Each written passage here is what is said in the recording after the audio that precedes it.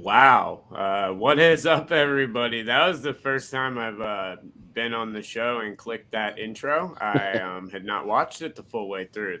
That is intense. It gets you set for the show, but It's the caffeine intro.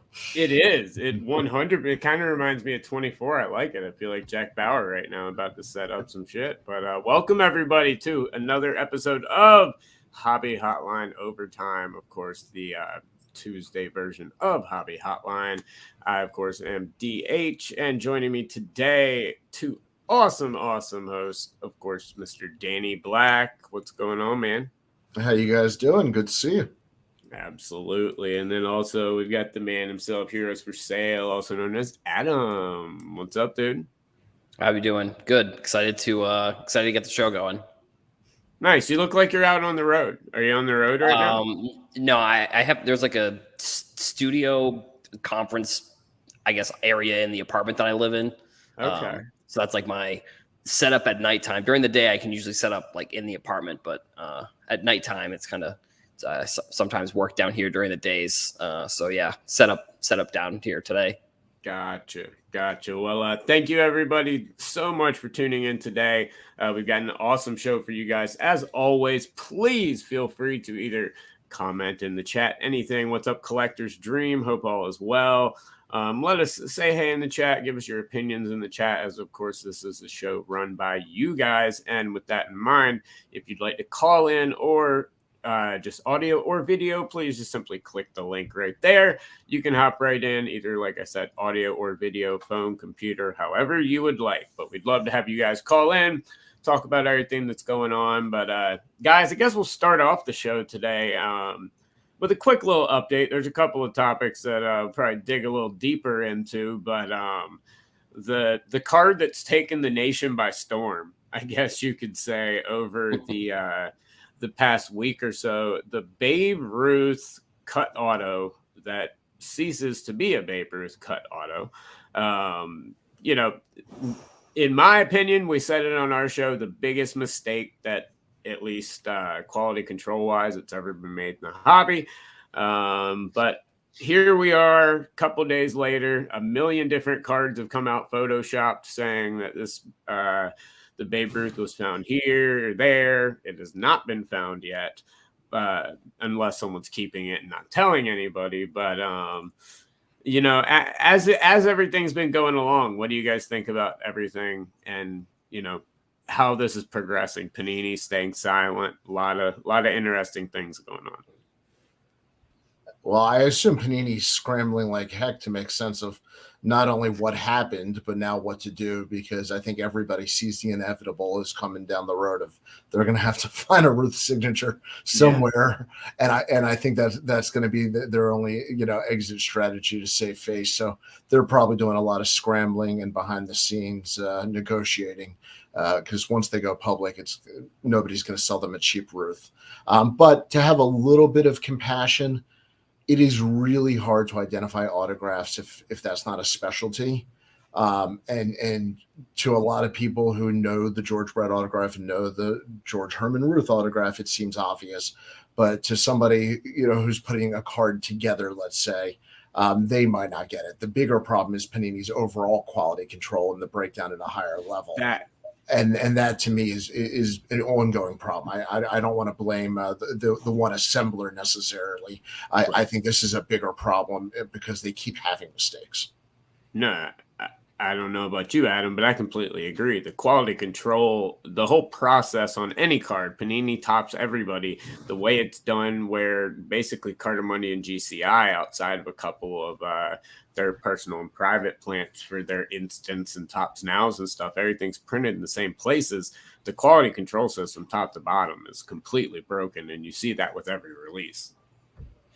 Yeah, I think honestly in this era of cards and social media, we've gotten pretty lucky with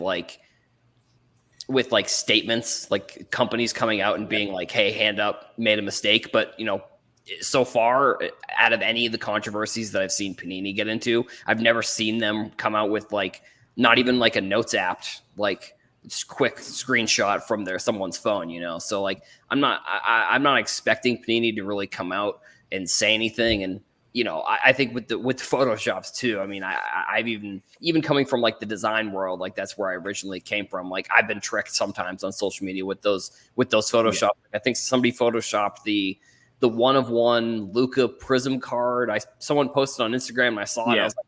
I was like, wait, I posted it. It was a day old and I reposted it. And then someone messaged me. It was like, yeah, this is Photoshopped. And I was like, dang it. I got tricked. And so, the Photoshops happen, you never, it's hard sometimes to really distinguish between the two. And I mean, even someone with a graphic design background's getting tricked sometimes. No, absolutely. That's why I always just say, just stay back until there's a video. Someone who's going to get this card is going to make a video. They're going to be all excited. There's going to be video of the pull and everything. My biggest hope, and I don't know how many of the cut autos from the set are in there, but my biggest hope is it's kind of like kind of ends up being like a play on the Dare to Tear game where you get a cut auto, but you don't know whose cut auto you're going to get. The surprise isn't there and you don't get the choice to rip, but at least you get the surprise of, hey, whose cut auto do I get on this Ted Williams card?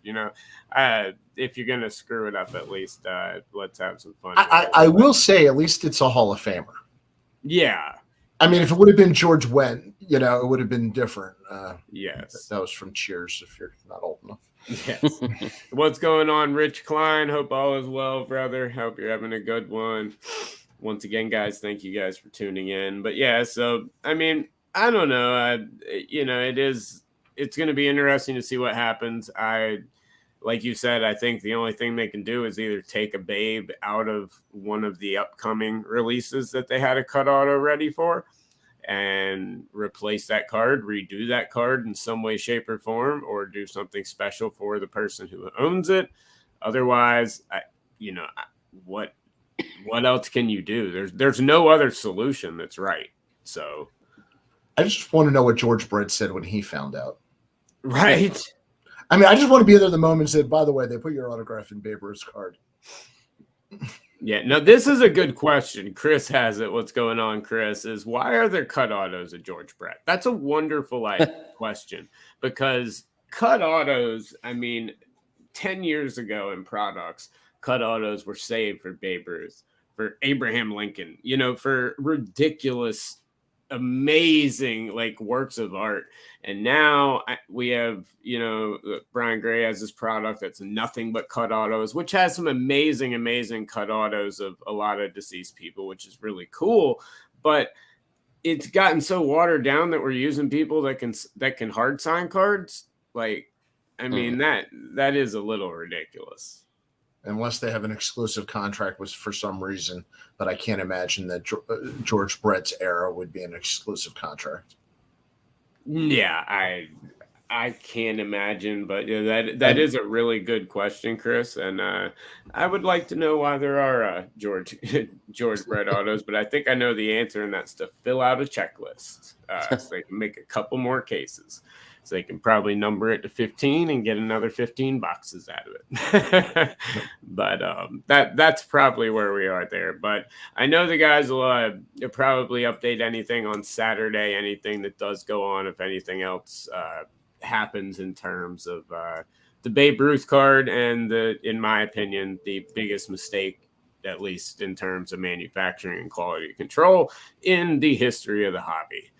But guys, let's move on now to what everybody is probably talking about this week and what they will be talking about for 2 weeks and what they should be talking about. And that, of course, is that the Super Bowl is set. We've got Kansas City versus Philly. Not exactly who everybody was thinking was going to be in that Super Bowl. Well, I guess depending on who you ask. Good question, Ken. Where is that Ty Cobb auto? We got to find that one as well. Like I said, it's probably going to be in one of those random cards in the set. I'd like to see someone put the whole one together, about 50 of them, and have all the cut autos with all the different people. I think. Well, this is what you guys were saying before. Don't believe anything you see online until you see the video. To make sure it's real. So if you see a Cobb, coming up online, pay attention. It may not be the real one. Yes, like the first Brett Babe Ruth, they had the cut signature. It's not even a cut signature product. Like, guys, just Yep. just wait for the video to come out. But as I was saying, guys, Super Bowl is set. Kansas City and Philly, and a lot to touch on here. We'll touch on the game. We'll touch on the impact on the hobby. This is a big time for quarterbacks. The playoffs, obviously, is a big time for quarterbacks, but it's now getting into a point where it's also impacting a lot of secondary or tertiary positions. Running back, wide receiver, defenders starting to get a lot of love in the hobby right now. But first off, we'll start off. What do you guys think of the matchup, Kansas City and Philly? Go for it, Adam. Sure. Yeah, I mean, honestly, I think it's probably the best matchup we could have gotten out of, I guess Joe Burrow is obviously always entertaining. Like, he's always doing funny things on interviews and stuff like that. Yeah. So I'm sure if it was, Eagles, Bengals, that also would have been a good matchup. I don't think we could have gotten a bad matchup. This isn't like, the 2000, whichever year it was like the Patriots and Jaguars, and then it was like I think it was like Case Keenum, and then the Eagles again, I guess, which, they always have that funny graphic of like all those four players looking at the stadium.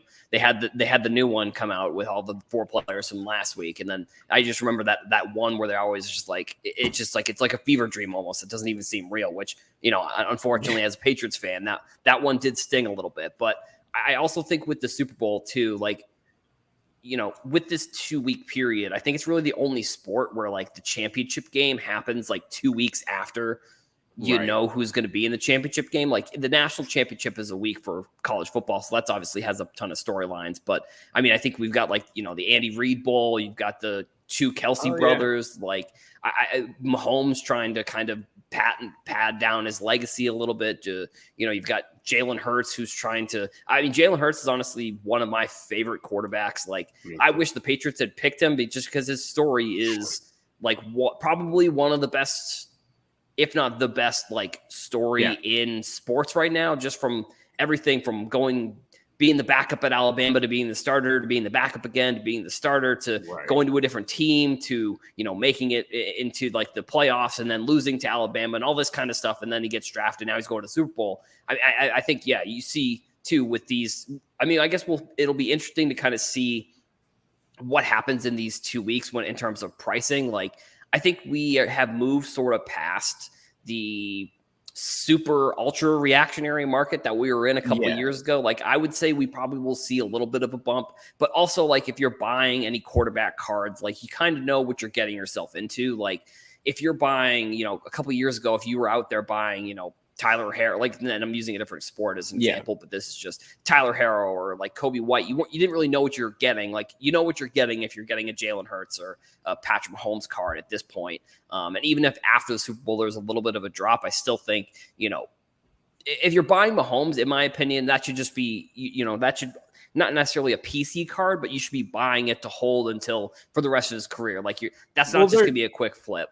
That's one of the things that I always find hilarious is people see these huge sales on Brock Purdy cards, Mahomes cards, Hurts cards, any of these quarterbacks that were in the final 4 or 6, top 6, 7 quarterbacks in the league. And they think that they equate it to buying a $50 card and expecting it to go to $100. That's not what you're buying that card for. And that there's so many different reasons that they're buying that card. Even if it goes down, 90% of the people are perfectly okay with that because it ends up affecting them nothing at all in their portfolio or anything. It's a completely different type of market when you look at this ultra high end stuff that people. So yeah, I completely agree. The people that are buying it now are not the people that are looking for a quick flip. One thing that I think is hilarious is all of the Brock Purdy talk about how as soon as he didn't win that game, there goes the quarterback. Like, the internet cracks me up so bad. The hobby social media they crack me up because in a month it's going to be a basketball player, or about in 2 weeks it'll be a basketball player, and then a couple baseball players. It'll be a million people saying that this guy's going to fail while he does pretty good. Then ultimately, when he doesn't win the championship his rookie year, everyone's going to say they told him so, and then the cards are going to level out to where they are, and then hype's going to go back up. It's rinse and repeat, happens all the time in the hobby. But yeah, here we are Purdy, again. There's no products out for him too, so it's like you have the whole like that mosaic card, for example. That like, I mean, I made a video about it. I was just like, hey, this card is $50. Like Burrow's card is $15. It's like right. You know, we still have the whole year's worth of products to come out for Purdy. I mean, I don't even think Purdy is necessarily bad or anything. Like, but it's like he was the third string quarterback. And he was, right. I'd like to make the prediction to say he's not going to be the next Tom Brady, you know, like he's not going to be the next guy drafted low in the draft and then becomes like a super ultra superstar or whatever. But it's like, I don't know. I mean, even if he's average, it's like, you know, that's just another good quarterback that kind of, I think, helps the league too. Well, the real issue is that nobody knew Tom Brady was going to be Tom Brady until it was too late to invest in Tom Brady. Exactly. So you almost have to assume a certain amount of loss, you know, if you're hoping for that hit, because they don't tell you. It doesn't matter where they're drafted. There's not a huge secret sauce. So in some ways, the Brock Purdys are a better buy than the first round pick, you know, 1-1 who's going to come in overpriced. And depending on the year and the team, and you're dead on with that. Like I have a rule, especially in football and basketball. I talk about it on Let Me Get That Potograph all the time. My 3-year rule: I do not fully judge a player until 3 years of solid play. So I'll never get to judge Michael Porter Jr. because he'll never have 3 solid years of play. That's unfortunate, but you know it happens. But you cannot judge a quarterback based off their rookie year. You can't judge it off of a second year. Look at Jalen Hurts. You want to talk about a person that dude had nothing his rookie year. By his second year, people are saying he was the biggest bust and the biggest quarterback bust of the entire draft. And now look at it. Coming into this year, people would have flipped a coin on Fields and Hurts. Think about that. And so you have to let these guys develop. You have to look at the teams around them. You have to see where they're going to go. And, you know, the reactionary market's fine by me, but because I'm just going to hold them until I know where they are. But I mean, like people thought I was nuts for holding on to Shea Gilgeous-Alexander. I held on to him since he was $5 for a silver. People thought I was insane. But, you know, if you have faith in them, you got to give them 3 years to develop. You can't this automatic writing people off after a year, after 2 years is just stupid. Like it makes no sense to me. Well, it's a instant gratification world in more ways than just cards. Yeah. I mean, I think too, you also have to look at like upside sometimes when you're buying. Like, in my opinion, my favorite cards that I've bought have been ones where it's like I found some random player, you know, and I mean a lot of the, like, for example, and people might not even know this person. He's Marcel. I don't even know. I think it's Sabisair. He's like he was a player he's a player from Austria who played in the Bundesliga, like on some random team. And I bought a bunch of his Euro Prism cards from like 2016, and that was like a couple years ago, and now he's going to Manchester United. So it's like I enjoy buying and finding those cards more than I would, like, you know, Michael Porter Michael Porter Jr., for example. Like everybody knows about Michael Porter Jr., you know, or Brock Purdy, I guess is another example. It's like I'm more interested in finding upside in myself looking to find cards than I do kind of seeing, like, you know, whatever the top 5 list or top 10 list that people have kind of floating around nowadays, I guess. That's the attraction for a lot of people to the Bowman baseball product, is exactly that. It's you're digging into the minors and doing your own prospecting and evaluating and, you know, trying to get guys literally years out before they might even hit a top 30 or top 100 list. And I get a kick out of that, separate from even my regular PC, just for what Adam said, just try to use my own decision making and try to get ahead of that. So I definitely think that's part of the enjoyment. I have Hickory Crawdad season tickets, and Jude and I go every year, and I watch. And I mean, that's low A. So I see these guys right when they're first, when their first Bowman is out. You know what I mean? Before it's out sometimes, I love finding some of these guys that are just diamonds in the rough that come up to the system. It's a blast, and it's a big part. What's up, Ziggy? How's it going? And it's a very big part of the hobby, and I think it's one that goes overlooked because, like you said, everyone wants that Burrow, that Herbert, that Purdy, and all that type of stuff because they want that instant gratification or they want that instant flip like you had a couple years ago. But like I say all the time, it's not the same hobby, and you have to adapt. And these are areas of the hobby where if you're looking at it to profit in the long run or whatever it may be, these are avenues to look at. And how much do we basically give up on every position but quarterback? Yes. I mean, listen, it might be fun to have Jamar Chase for a couple of months.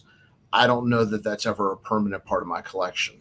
Right. Quarterbacks just resonate differently emotionally and financially.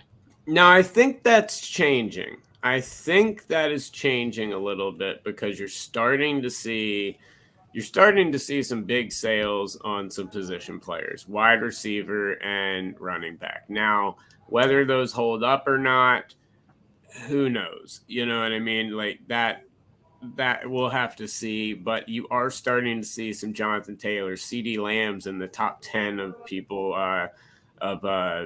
moving up the card ranks on Card Ladder. I mean, so but Micah Parsons should be up there. He should with be the quarterbacks we're 3 or 4. Yes, it just never happens. Trust me, I've got Kuechly up here, Sam Mills. I mean, my whole desk is littered with people who should be much higher on lists and much more valued, but compared to quarterbacks. But I think we're starting to at least see some positional players finally getting that love. I hope we eventually get there, and I think there's going to be no choice eventually because the quarterbacks, let's face it, there's only so many great quarterbacks you can have in the league. We're getting filled up with the youth right now, and there's a lot of people are going to get priced out of all the quarterbacks they want. So what do they go to next? The running backs, wide receivers. They have to stay healthy. They have to win. I mean, so that puts extra pressure. Of course. Here's a question: who's the most undervalued card in the Super Bowl? Is it AJ? Is it undervalued card player from a card perspective? I think AJ Brown is like flying under the radar. Of all these great names, and all these players, I think nobody plays second fiddle to him. Adam, who do you think? And then I'll give mine. I would say, I mean, realistically, it's probably Travis Kelce. I think other than Mahomes, he's maybe the best player on the Chiefs. And he's got the most, he's got the best personality. He's, best personality in terms of like he is energetic and kind of like a Gronk almost. That's not a backhanded compliment for a card, like ugly card but good personality. Right? Yeah. No. Yeah. He's great. He does tons of interviews. I mean, he obviously has the podcast with his brother. I just think, I don't know, and I mean, it's weird. Sports cards in general are kind of weird from this standpoint. It's like, when the hobby just decides something, it's like that's that becomes like the 10 commandments of the hobby. It's like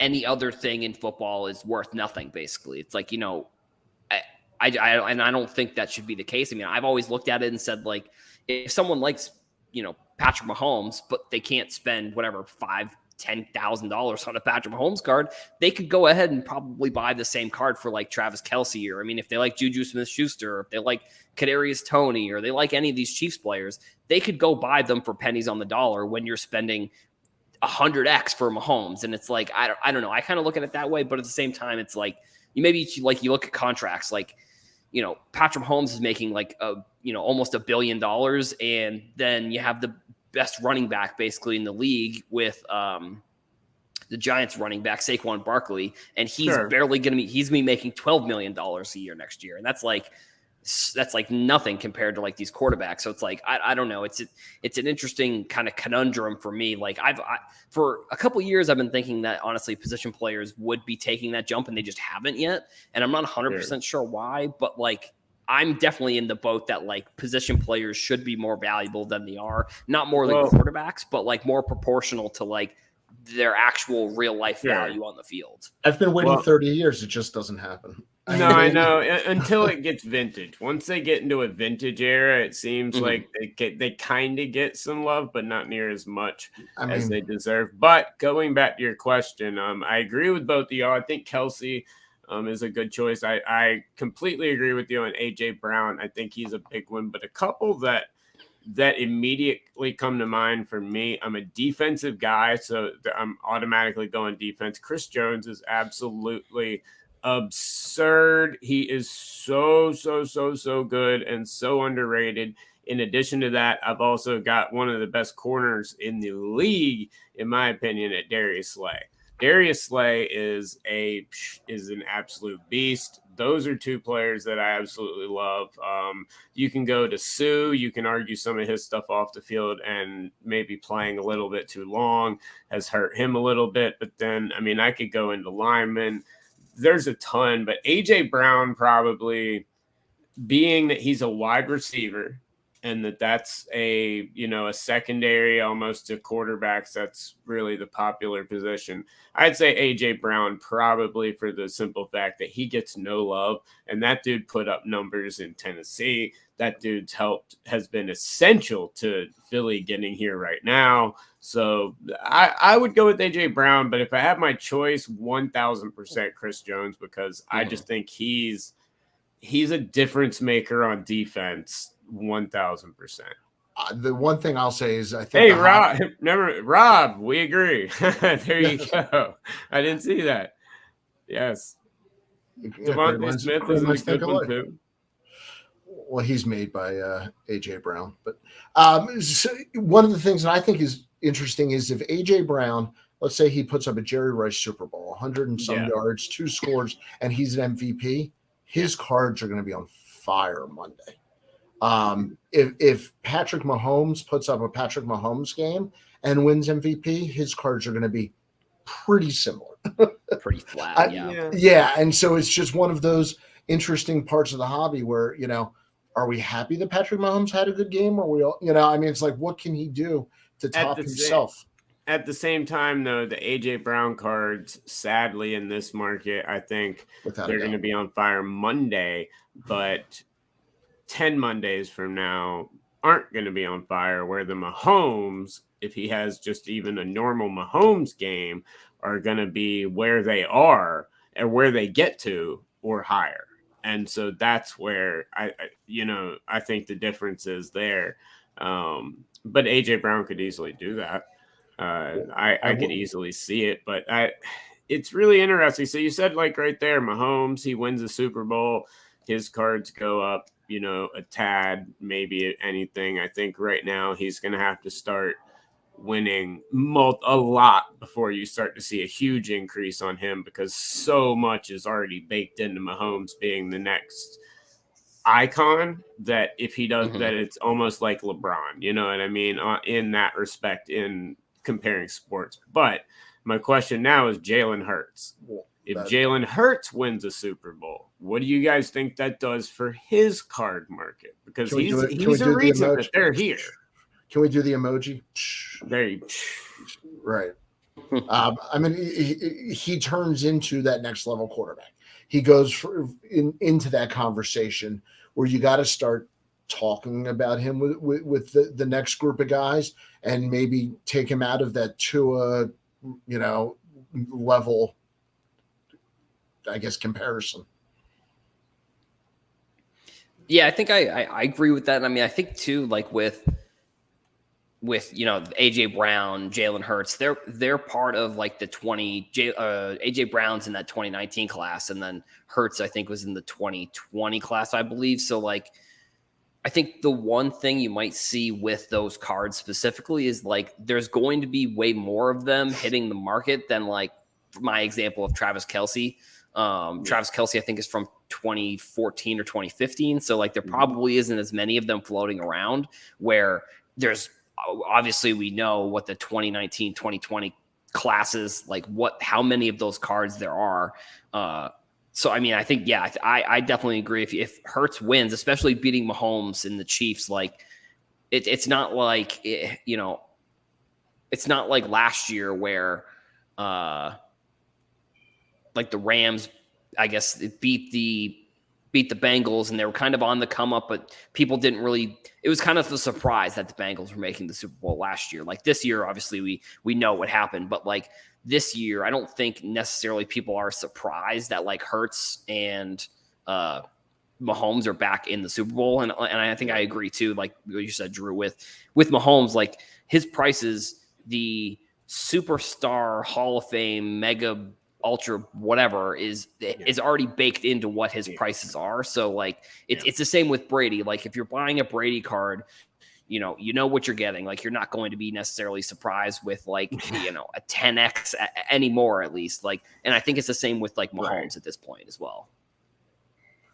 Yeah, and I think that's where the Hurts story, Adam, that you were talking about earlier, when that goes to a more national audience and less of we need to admit the fact that there's a little bit of a niche sports fan in us that's not the same as the exposure that a player gets after a Super Bowl.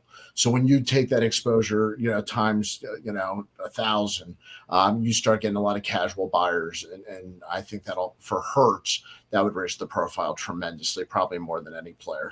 Oh, I think this is, not obviously he's got the most to win or lose, but if he does win this game, which we'll get to, we'll put each other on the spot here in just a few minutes, but let's say he does, in the NFC, he's got to be established now as the quarterback in the NFC. I mean, Aaron Rodgers is high and doesn't care. Most other quarterbacks are retiring. If he wins this, I mean, he's got to be up there as the quarterback in the NFC right now. Maybe we'll see what happens with Purdy, Lance, whoever's in San Francisco. Whoever can come over next year, is there's going to be a lot of quarterback movement with Carr and a lot of other people, Brady and other people moving different places. But I think he establishes himself as the guy in the NFC. Is, of course, the AFC is just stacked with too many quarterbacks to where great ones can't even make the playoffs. So, I mean, it's going to be interesting to see. Looking at this year's draft, and Drew, you probably know this better than I do, a lot of quarterbacks could be going to the NFC in the draft this year. So, you talk about the tide, going back and forth. Looking at this year's draft class, I mean, we're going to be having the conversation about Bryce Young and CJ Stroud. And you're going to be having a talk about the man that goes to East Carolina University. His name is Helton Ahlers. That is the man that we will be talking about next year. But that's the whole point. We could all be right, and that's the hard part from the buying the cards. So just buy who you like. Exactly. I completely agree with you on that. But it is going to be interesting to see what happens once this the Super Bowl has a lot riding, at least on the hobby, on a lot of different people. Maybe not so much on Mahomes, but a lot of other people. Guys, once again, please feel free to call in, join the show. We'd love to have some of you call in. Let us know what you think on the Super Bowl. Give us your prediction. Let us know who you think is the most undervalued person in the hobby in the Super Bowl. That was actually a really good question that I hadn't thought of. So I actually enjoyed thinking about that one for a moment. But let's put each other on the spot right now and go on and figure it out. KC versus Philly. Who do you guys got? Adam? I want Hurts and the Eagles to win, but I don't know. It's kind of the Brady thing. Obviously, being a Patriots fan and rooting for Brady for all those years, it was like, how can you root against the guy who wins every single year? It's like, how can you pick against Mahomes, who just wins every single year? So I think my pick is the Chiefs. I would like the Eagles and Hurts to win, but I think fortunately, I don't know. I guess it depends on how you look at it. I think it's going to be the Chiefs. Okay. We talked earlier about the 2-week break in the NFL for the Super Bowl. Well, one of the unique things that gives guys 2 weeks to get healthy. And so who's injured guys are going to heal more in 2 weeks. And I think that's really what it's going to come down to. You got a lot of linemen on both teams that are beat up, not to mention Patrick Mahomes. So, who heals the most? I think 2 weeks. I'll take a healthy quarterback. And I think Philadelphia, momentum is a real thing in the NFL. And they've just been on this ride where it's like nothing's stopping them. So I think they are a better team than the Bengals were last year, all the way around the whole roster. And I think Mahomes is going to be there every year. I just don't think the team this year is as deep as the entire Philadelphia roster. So I'm going to go Philadelphia. And I would even lay the 1.5 if that's where it is. Oh, I would, Danny, I 1,000% agree with you. I'd take 2.5. I love this Eagles team. People seem to forget come playoff time. I mean, you should have been reminded by the fact of the two teams that are here. But defense matters a lot more in the postseason. That Philly defense, they're going to be healthy. They're unstoppable in my eyes. Now, Kansas City struggles in that department. They've got some great players, but they struggle in that department compared to Philly. I like you said, Philly's roster top to bottom, and I also think there's these years where quarterbacks just have it. The year Cam Newton won MVP, we went to the Super Bowl. Obviously, you saw what happened to us that year, blah, blah, blah. Jalen Hurts is a lot better quarterback, I think, than Cam Newton is in the long run. I think this is a year where Jalen Hurts and the Eagles just can't be stopped. I think this is a destiny type of year. That's what it feels like. Like you said, I don't see this Kansas City team as strong as in previous years. Their wide receiver core, until Sky Moore can develop, which I think he will, but until he can truly develop, they're pretty weak at the wide receiver core. I mean, they're relying on Kelsey, running backs, Pacheco, a lot of different people, a lot more than they would have in previous years. So give me the Eagles, and I'll even take the points if I have to as well. I think Philly's got it this year. Yeah. No, I think the real question is going to be is the coin toss going to be heads or tails this year? I think that's and is the national anthem going to go over or under? I think those are the two dire questions. I will have bets really on going to both. be discussing this week. I will have bets on both, but I will do I it probably always. the same. The coin flip, I just flip a coin myself and then choose what it lands on. That's my philosophy on that. And then the other one, I completely just flip a coin as well. But I will have bets on those. I believe the coin toss. I was going to say, I think the coin toss is rigged. I won't bet it. Oh, I'm just going to go with haven't you heard? Everything's rigged. Everything's rigged in the NFL. They've got magnets in gloves and on goalposts. Everything's rigged in the NFL. Don't you watch Reels? I mean, right? Facebook and YouTube Reels wouldn't lie. Just like NBA refs. Yeah, exactly. Exactly. I'm going to go with tails. Tails never fails for me. I think that's right. you got to go tails never fails, and then whoever is the first Twitter post to go viral of the person lying that they have like a friend that's a janitor that heard the national anthem. I'm just going to go with whatever that person says because, granted, I don't know either way. I'll just go with whatever they say. Well, because the internet's always right, so you got to go with who breaks it first. I mean, somehow everyone has a friend who's like a janitor or like some sort of person who's setting up that hears the national anthem. If I were the person doing the national anthem, I would mess with them and find out what the thing is and then go flip it. Yeah, exactly. Why would you tell people the right answer? It makes no sense. But, See, I think I would do the warm up at a different speed. Just yes, with everybody. Yes. Let's see if we can shave 5 seconds off this.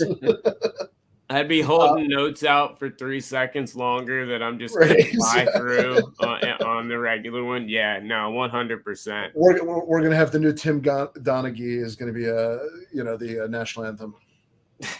Hey, don't put it past everybody with what I've seen this year in sports, but weighted dice is a great idea, though.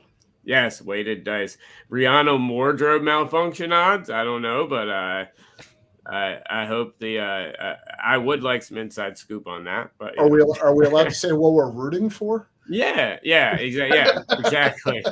Rooting for a yes, but Right. The way the coin flip don't care. Rihanna, cheers. One thing I will say about the NFL is rigged is, as It's a not. Patriots fan who was always in the discourse of like them either winning the big game or losing the big game, I will say that this has been the discourse forever. Also, I do think it's rigged. I went back and found a tweet from 2020 where I said the NFL was rigged. I've always been saying this now. Granted, who knows if it is or isn't. I don't think. No, here it is. I don't think the outcomes are rigged, but I think the spread of the game is somehow they rig it that way because. Well, look, I'm not going to get into the couple of times where I've seen weird things happen where it's like, why did this team kick a field goal down 7, 4th and goal with 2 minutes left when they're down 7, they need to score again anyways. And then that well, flipped. no, I completely agree that yes, refs obviously being human are going to have an impact on a game, but the only way that you can say, at least in my eyes, that it's rigged or if it's fixed, like everyone was trying to blame the refs on the Kansas City game, blah, blah, blah, the Bengals game. Okay, the only way that you can make that humanly possible is if both teams are absolutely perfect. Every third down they make, every pass is completed, no losses of yards, no penalties, no turnovers, because every single one of those impacts making it to that last play. So if you're going to choose that 1 or 2 plays at the end of the game, you can't ignore the 59 minutes and the 70 some other plays that they've run combined. Like in the Bengals instance, okay, yes, maybe Kansas City got 3 third downs. I don't know, maybe score in the first half, maybe convert some third downs, don't turn the ball over. Different ball game. You're never in that position. So, when it comes to that stuff, it's a joke to me. And I've had lots of, hey, the Panthers, we got screwed over. Mike Vick's knees were down at the 2, left us out of the playoffs. I've been screwed over by the refs, but it's a human element. It's part of the game and has been since day one. Well, and I did see a funny tweet that was like, it was showing the difference in like the replays and stuff in all the sports, and then they were like, but in the NFL they measure with a chain, and like they literally just go, here's 10 yards, and we're just gonna card. Yes. I don't know if you guys remember the index card that he put absolutely. down. Yeah. Well, I mean, compare that to VAR. It's unbelievable. It's like black and white TV versus satellite. Yeah, it's like, how can they not develop that? How can the NFL somehow not get that technology? Like, they can see when someone's fingernail is past the last defender, which I also heard a theory that like the offsides in soccer, like it's meant for someone who's way past the line, not like like their hand is past the line. Their hand being past the last defender has no effect on the play realistically. Right. Like if they're a few steps past the defender, that obviously has an effect. But like if here's the defender and you're like over here, like that's whatever. If you grew up playing basketball at the gym or the Y, everybody knows no picking, no cherry picking. You got to run both ends of the court. So to me, that was my understanding of offsides. It's just, it was for gross. Rob, I don't blame you. I don't think they're rigged, but I do think John Casey was paid a lot of money to shank a kickoff out of bounds and cost my Panthers a Super Bowl. But that's a different story. But so we've got our picks. We've got 2 for Philly, 1 for Kansas City. 2 weeks away. It's going to be a great one. But guys, we got about 15 minutes here, and Danny, I know there's something that you wanted to touch on today, and I'd like to talk about it as well. And that is the 2024 Baseball Hall of Fame ballot preview. We finally got a look at some of the first, the guys who are on the ballot for the first time, and then we've got our returning guys. So after taking a look at it, what were some of your initial thoughts? Well, for me, and I'm not a Hall of Fame expert, but just looking at the guys who are going to be first time eligible next year, I think Adrian Beltre just stands out. I think if we're gonna, and I bring this up from the angle of people collect Hall of Famers, people collect Hall of Fame rookies, people collect Hall of Fame autographs. Well, it's a lot easier to look ahead, and it's a lot easier to buy modern guys. And so this is a fun way to, almost have a whole year to plan it out. So to me, Adrian Beltre, I think is a shoo-in. The returning players, these are the guys that got over 50%. Yes. So Helton got 72, Wagner 68, Andrew Jones 58. My boy next. And Gary Sheffield 55. So I wonder if any of them actually get over the 75%. Gary Sheffield better. Gary Sheffield better make the Hall of Fame. And I think Andrew Jones too. But Gary Sheffield better make the Baseball Hall of Fame with some of the names I've seen come in the last couple of years. If Gary Sheffield doesn't come in, that's criminal in my opinion. In the box, he was as feared as almost any hitter. I mean, like him and Albert Bell, like, you just yes. did not want to see them looking at you with that bat waving. Nope. No, I 100% him. Andrew Jones. Andrew Jones is a little different because he played on almost a dynasty, type of era, and I don't know how much of his love and the remembrance of him. I know his numbers are good, but how much of that revolved around the team he was on at the time period he was on. Well, and his defense is hard to measure. That's always the hardest thing to measure. And that would have been one of the biggest things he brought to the table, when you look at the whole package, because you're right. His offensive numbers are maybe not quite on par. Yeah. So, I mean, those would be my guys. If I had to choose two of them, Helton and Wagner. I mean, and Helton's really close. I think he gets in. Whether or not, I don't know if I. Now, do you think that if Helton gets in, Sheffield has to?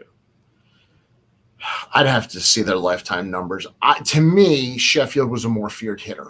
That's when I watched them play, and I know that's like the old eye test.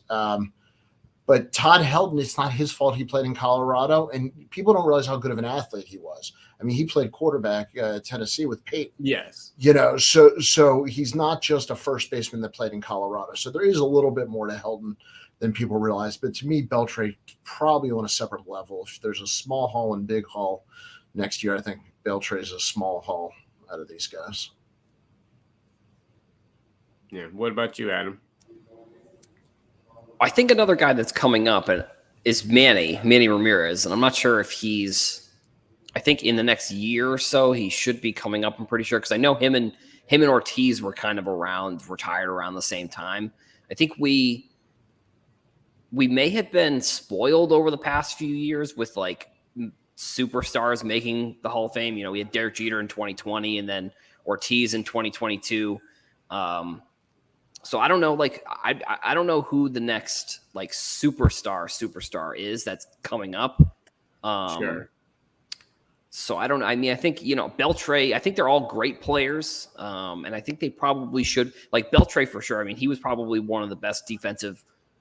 He probably had the best balance of defense and hitting. Like he was able to, because he played for the Red Sox for a couple of years too. So that was cool. And I don't think he really stayed that long. It was only like a year or two. But I mean, I think over the next few years, I'd have to look it up. I'm not 100% sure who's the next like superstar that's going to get into the Hall of Fame. But I do think like the Jeter and Ortiz inductions over the past couple of years have sort of clouded my judgment on like. And also, it's kind of interesting because it's like, being from Boston, it's like I don't mean to gloat or rub it in anybody's face, but it's like watching the Red Sox and seeing all the superstars that played for them. Like maybe my perception of some things in sports can be a little bit warped because like I'm just expecting that if you're not the best player to have ever played, like you shouldn't be in the Hall of Fame. But at the same time, it's like, nowadays that's not really the case anymore, especially with like the Basketball Hall of Fame. And, I think people argued with Scott Rowland, like, should he be in the Hall of Fame or not? I think he was probably the most recent borderline kind of player who maybe could or couldn't have gotten in depending on, a couple of swing votes here and there. But sure. I think that class is probably pretty set. And I think Andrew Jones, in my opinion, too, I think he had a big impact on that Braves team that he was on too. Like early in his career, the second half of his career was okay, but like the early in his career, winning a ton of Gold Gloves, Rookie of the Year, all that kind of stuff. So I mean, I think it's going to be interesting over the next few years. Who's like the next like superstar? And like I said, Well, I'd have to look it up. I'm not sure. Well, he isn't considered a superstar, but I did look, Danny. Todd Helton, at least when it comes to hits, 2,519 hits. Gary Sheffield in his career, 2,669. So even playing in Colorado, Gary Sheffield's hit numbers, you look at the home run numbers, you look at the fear of the bat. If Helton goes in, I think Sheffield has to, at least in my eyes. Now, that doesn't mean anything because baseball Hall of Fame is nuts when it comes to voting. But in my eyes, you can't put him in without putting Chef in. But we'll see. I do agree. Ichiro in 2025, that's what I'm looking forward to. I think that's going to be big. And I actually think Ichiro's due for a pretty big hobby resurgence as well, because you said something earlier, Adam, with Kelsey not having a lot of rookies. He doesn't, but Ichiro is another one of those guys. Not a ton of rookies, not a lot of stuff out there on him, and not a lot of autos, not in a ton of stuff. I mean, I see a little resurgence for him as he goes towards the Hall of Fame and stuff like that. Well, two questions. First of all, do you consider his Japanese cards the rookie cards, or is it when he hit Seattle? And second of all, I'm going to say I think Adrian Beltre was a much better player than Derek Jeter. So if Jeter wasn't in New York, we can stop this. The good guys got in, and now we're cleaning up the mess. No, Jeter got in because he played in New York. Beltre was 3,000 hits and just shy of 500 homers as a Gold Glover. I would consider, just to give you an answer on the Ichiros, I would consider his Japanese stuff as xRCs or his Japanese rookies, and I would consider his other ones on tops and everything his rookies. I think that people need to start using the xRC designation on things like that, and I think it needs to be looked at as something that important. Now, and in that case, I would want the Japanese almost more than the American, but I would designate it as an xRC because it's not in the league that we're talking about him being a rookie in. That would be the only difference, is because when we call it a rookie card, we're going by Major League Baseball standards. So how can that affect the Japanese league? So I would call it an xRC personally, but I would want that one. Well, see, that's the thing. We all say that, but then we're all like, yeah, but it'd be really cool to have the Japanese rookie. Right. And that's why I say there's nothing wrong. There's nothing wrong with the term xRC. I would want one. I would want it too. I totally get that. I think the term xRC should be more valued than rookie, honestly, because it's earlier stuff. So, but for some reason it has this weird type of, connotation in the hobby. But xRCs and things like that are things that I would gravitate after. It's no different than, Bowman and stuff like that in baseball, except for baseball has a little system set up a little different. But, that is a good one. But Ichiro is going to be an interesting one and a fun one. A Collector's Dream has a question here for us before we wrap up today's show. Will they ever get Bonds and other PED fellas in? Well, I'm going to answer that by saying yes. There are PED users already in. Right. Yeah. Yes. More PED users will go in. Yeah. Three. Not all PED users deserve to get in, even though we talk about them all together. Not all these guys are equal. Barry Bonds had a much better career than Sammy Sosa. I hate when people start comparing them like one group of people. They're just different. Yes. And it's okay to make a judgment if you want on other substances, but don't look at them as one group of players. Right. I think if they change the process of the voting, then there's a chance that they might say, Roger Clemens, Barry Bonds, Mark McGwire, they're going to let them in. This was something I was on the show on Saturday, and we talked about this a little bit with the PEDs, and I think they're not the Hall of Fame because it was Scott Rowland. And I just think that I don't think the process is good. Like the baseball writers being the ones saying who's in the Hall of Fame, it almost makes the Hall of Fame not as important. It's not, I don't know. I think that the players should be the ones voting, to be completely honest. I think that they need to have the Players Association being the ones that are letting in people, because the baseball, and especially it's the thing that I keep that I've always thought is like the baseball writers, like their jobs hinged on these in the 90s saving the game. Yeah. So like now they're going to be sitting on their high horse being like, actually, no. Right. Not on my watch. You're not going to be considered a great player. Not on my watch, even though they were the ones. Because it's like all the baseball writers are all not to, I don't know. They're old. They're all old. So it's like they were in their maybe their primes in their prime writing days in the 90s, or in the later on in their career, and then they became part of the Baseball Writers Association. They get their votes or whatever. But like I don't know. I think that they need to change the process, and if they change the process of how they vote, then they might change the process of like you only have 15 years on the ballot. Like I don't know. The whole process to me just seems like it's kind of house of cards. It's all slanted to help push certain agendas. We all know that. It would be so easy to come up with a Players Association, retired players, certain possible announcers, influential people in the game. So such an easy way to come up with a committee to do this that could have a completely different thought process on it. But I do think that we say that, but committees put in Fred McGriff and Harold Baines. No, I know, very, very true, very true. A camel is a horse built by committee. Yes.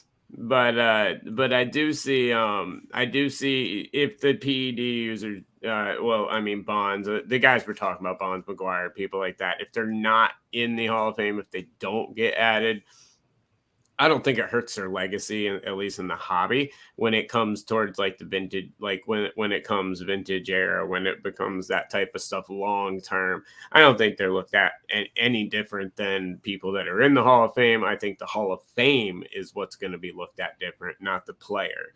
And speaking on a comment earlier, Victor, the rookie card specialist, hates the term xRCs. So, Victor, we will officially coin a new hobby term on the show right now, a PRC, okay? It's not an xRC anymore. We'll call them a PRC or an ARC, an alternate rookie card. We'll figure out which one we want to coin it, but an alternate, it's not an actual rookie card. I think you'd agree with that one. But there you go. Hey, I like the idea right here. Bonds, McGuire, celebrity boxing, winner gets in. Bonds would be in the Hall of Fame, I think. But that'd be a fun fight to see. I think one other thing. So Topps signed the NPB, which is like the Japanese league that like Ichiro and Shohei played before. There's some great rookies in color that you can buy right now that I would highly recommend grabbing. Yeah, I think in 10 years, that's going to be an interesting set to see, like, how many of the Japanese players came over here. Like, I know the Red Sox just signed one, and, there's always one or two that end up coming over most years. So I think it'll be interesting to see, like, if, Absolutely. 10 years down the line, if the next Ichiro somehow comes over from Japan, there's going to be maybe a Topps rookie from Japan of his, potentially. Yeah. So, Drew, if I PC Nippon Professional Baseball, does that change the card then to a rookie? Well, it's a Nippon rookie. It's a rookie card for the Nippon League. It's not a Major League Baseball rookie. It's a Nippon League rookie. I mean, I don't know. I mean, do you want to call it a rookie? Sure. It's a professional league. Yeah, it's a professional league produced by Topps with a rookie card logo. If you want to call it a rookie, then I'm sure that's up to the hobby to decide how they want to view it. Now, in my opinion, it all depends on what you're talking about. Are you talking about his Major League Baseball rookie, or are you talking about his professional baseball rookie? I think those are two different questions. And so, especially when you have rookie card logos on multiple leagues, it depends on if you're talking MLB or baseball in general. I think the answer changes, and I think it should change based on what you're asking. But on that note, guys, it is 10 o'clock, so I guess we'll wrap up this week's show. Good question, Danny. I like that one to end the show. Guys, this Saturday, amazing show coming up. Danny will be joining the show again, but we've also got Dr. Beckett and Logan Ward this Saturday. So awesome show coming up Saturday. Make sure to check it out, of course, over on Bench Clear Media. every single Saturday. And of course, every Tuesday, you can catch us here on Hobby Hotline Overtime next week. Let's see who we got next week. We have myself again, along with Oscar and Erica Messenberg. So some awesome stuff coming up. Make sure to check this out, guys. It'll also be available on all podcast platforms, all major platforms. Be out here in just a couple of days. But Adam, Danny, always a pleasure, guys. Thanks, guys. Have a great night. Absolutely. Thank you guys so much for tuning in. We'll see you guys soon. Y'all have a good one. Peace.